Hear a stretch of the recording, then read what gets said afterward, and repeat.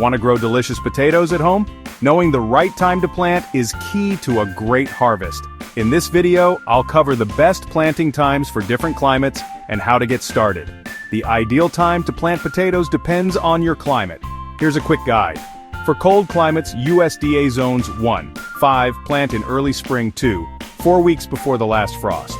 In mild climates, USDA zones 6, 8, you can plant in early spring or late summer for a fall harvest. And for warm climates, USDA zones 9, 11, plant in fall or winter, avoiding the extreme summer heat.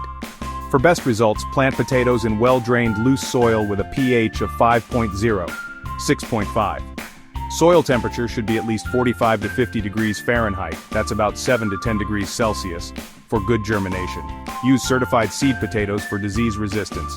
Cut large potatoes into pieces with at least one eye and let them dry for 24 hours.